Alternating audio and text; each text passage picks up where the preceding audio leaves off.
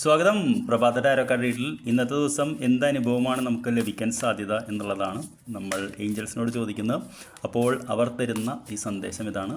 നമുക്ക് നോക്കാം എന്ത് കാര്യമാണ് നാം ഇന്ന് അനുഭവിക്കാൻ സാധ്യത. അപ്പോൾ ഇത് ആകാംക്ഷ ഉണ്ടാക്കുന്നൊരു കാര്യമാണ്. 2 കാർഡുകളെടുത്ത് ഇന്ന് ഇതായിരിക്കും നമ്മൾ അനുഭവിക്കാൻ സാധ്യത എന്ന് ഏഞ്ചൽസ് പറയുന്നത്. ആദ്യത്തെ കാർഡ് എന്ന് പറയുന്നത് മൂവ് ബിയോണ്ട് ആൻസെസ്ട്രൽ പാറ്റേൺസ് ഉള്ളതാണ്.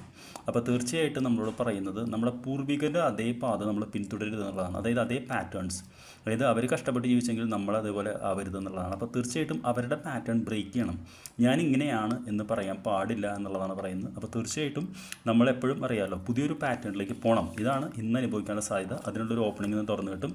രണ്ടാമത്തെ കാർഡ് എന്ന് ചോദിച്ചാൽ പ്രൊട്ടക്ഷൻ ഗാർഡിയൻ എന്നുള്ളതാണ്. അപ്പോൾ തീർച്ചയായിട്ടും ഇന്ന് താങ്കളെ സംരക്ഷിക്കുന്ന ഒരു ഗാർഡിയൻ ഉണ്ട്. അപ്പോൾ താങ്കളായിട്ട് താങ്കളെ പ്രൊട്ടക്റ്റ് ചെയ്യേണ്ട കാര്യമില്ല. അപ്പോൾ ഏതെങ്കിലും രീതിയിൽ താങ്കൾക്ക് വരാനുള്ള ഒരു വിപത്തോ അല്ലെങ്കിൽ ഒരു നെഗറ്റീവ് എനർജിയോ താങ്കളുടെ ഗാർഡിയൻ തട്ടിത്തെറിപ്പിക്കും താങ്കൾക്ക് വേണ്ടി.